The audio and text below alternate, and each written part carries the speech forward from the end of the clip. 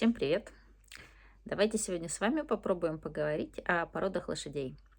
Какие они бывают, на что они делятся, и какие из них чем хороши в работе, и какие желательны, какие нежелательны и так далее. Первое, что сразу же хочу сказать, что я не буду вам рассказывать то, что обычно рассказывают, или то, что вы легко можете найти в интернете информацию. Это все вы можете найти в интернете, и прекрасно это все почитать и посмотреть. Я попробую вам рассказать то, о чем делятся друг с другом специалисты, то, что можно найти в научных работах, и свой личный опыт. У меня большой опыт обучения различных лошадей, и я попробую с этим всем с вами сегодня поделиться. Итак, для начала я отвечу на такой вопрос, который многих людей интересует. Что такое чистокровные лошади, и чем они отличаются от всех остальных, и чем они отличаются от чистопородных лошадей. Как правило, у неспециалистов возникает очень серьезная путаница в головах по этому вопросу. И я попробую сейчас это все объяснить легко и просто.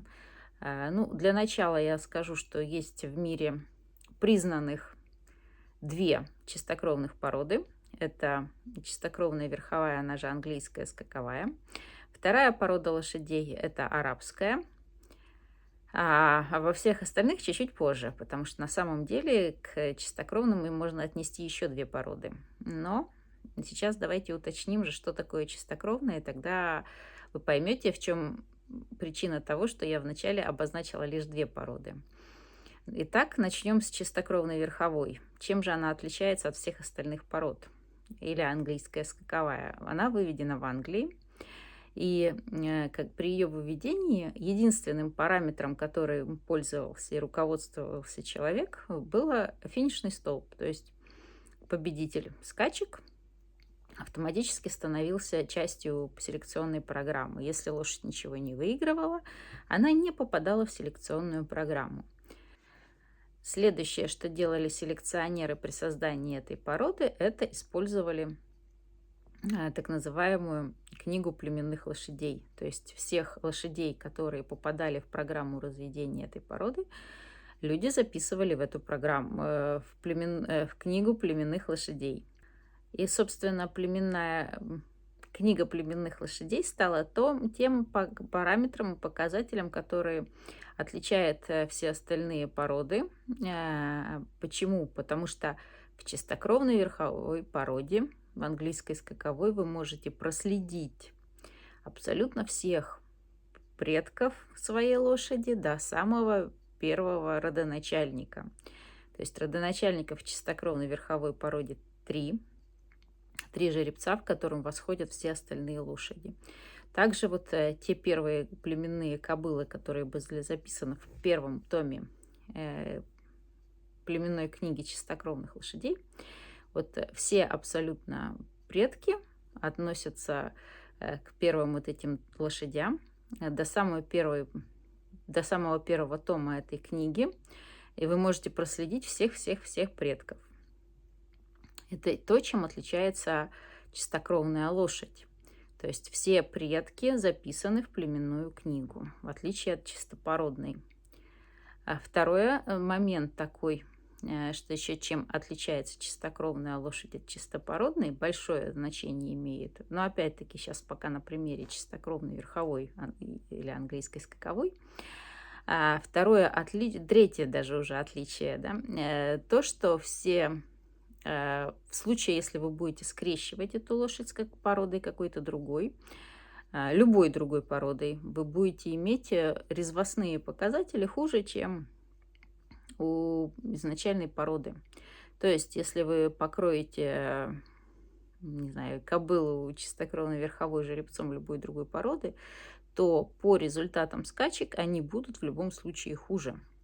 То есть самое главное, наверное, все-таки отличие чистокровных лошадей от всех остальных тем, что ухудшаются в случае скрещивания основной признак, по которому эта лошадь разводилась. Это понятно, надеюсь? Попробую еще раз проговорить этот момент. Итак, в случае скрещивания чистокровной лошади с любой другой породой идет ухудшение основного качества, по которой разводится эта лошадь. Это вот одно из основных характеристик чистокровных лошадей.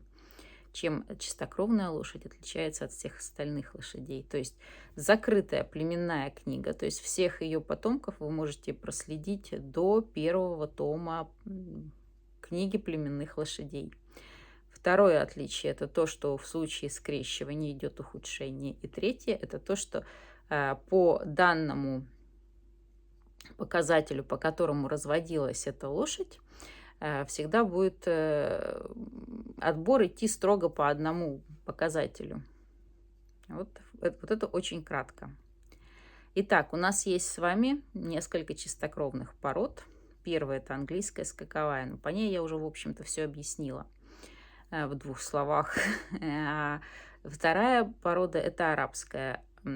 Там шел тоже основным критерием отбора, шла отбор по резвости, но плюс еще выживаемость в очень суровых условиях аравийской пустыни.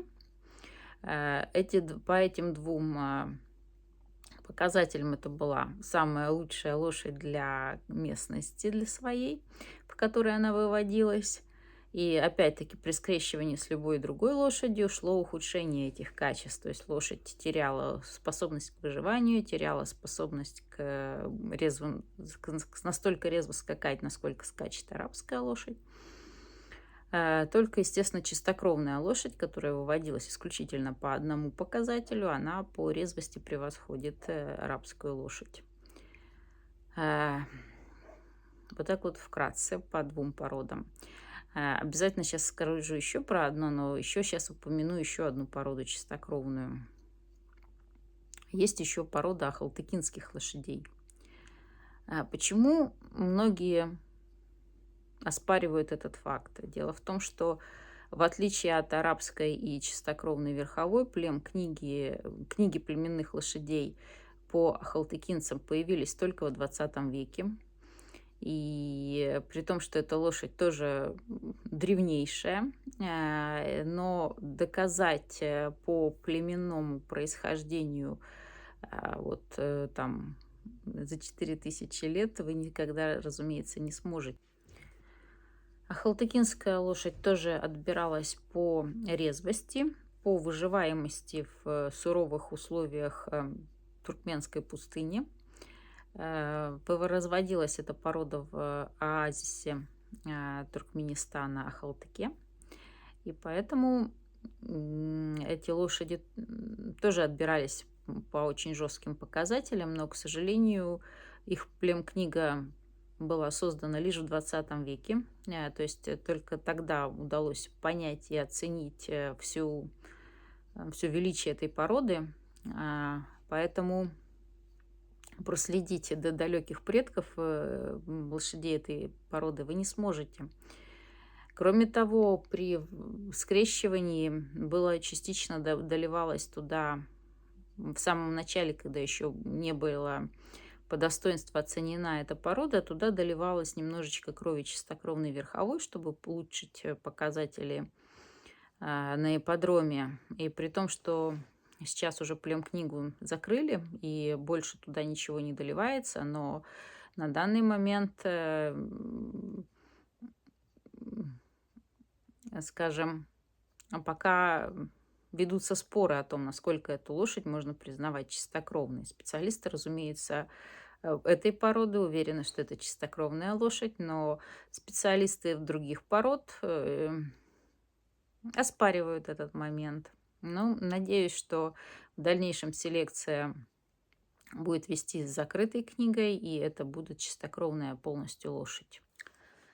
Теперь несколько слов по работе с этими лошадьми. С одной стороны, это лошади, которые вывелись для определенной цели. С другой стороны, можно ли их использовать еще куда-то помимо скачек? Разумеется, можно. Какие у них есть особенности? Поскольку лошади выводились исключительно с целью максимально резво скакать, в чистокровной верховой появился такой один момент не очень приятный. Поскольку чистокровная лошадь выводилась исключительно с целью максимальной резвости ну вот по-английски скаковой, резвости в средние испытания от 1000 метров до где-то 4 километров. То есть средняя дистанция, на которой обычно лошади испытываются, 1600 метров. Но есть призы до, там, есть 3200, есть даже 4000 в некоторых странах испытываются эти лошади, 4000 метров. Но чистокровная английская лошадь — это лошадь, которая максимальная резвость показывает среди всех лошадей на вот эти дистанции. То есть от 1000 метров и до 4000 метров — это самая резвая лошадь в мире. Тут нужно, это момент важно уточнить, потому что, например, на более короткие дистанции есть другая порода, которая выводилась для того, чтобы быть максимально резвой на ту дистанцию, и поэтому она резвее, чем чистокровная лошадь на короткие дистанции. А, Но поскольку отбор был столь жесткий именно на результаты, на финишный столб, естественно, чтобы показать столь высокие показатели, то есть на пределе своих возможностей, у лошадей, у этих, появился такой недостаток, как отсутствие чувства самосохранения. То есть эта лошадь скачет до тех пор, пока ее не остановишь. Или до тех пор, пока она не упадет замертво. Вот такую лошадь очень легко загнать. Значит, в связи с этим, при работе с этими лошадьми, нужно рассчитывать исключительно на себя. То есть вы должны быть уверены в том, что у лошади обязательно есть запас, что она не устала слишком сильно, она не покажет, что она устала, потому что у нее, как и чувство самосохранения, притуплено чувство боли. И такая лошадь будет скакать, если вы ее не остановите, она оторвет себе ноги и так далее. По результатам научных исследований, 99% лошадей, которые испытывались на скачках, имеют разрывы легких, так называемые эмфиземы, когда рвется легочная ткань, и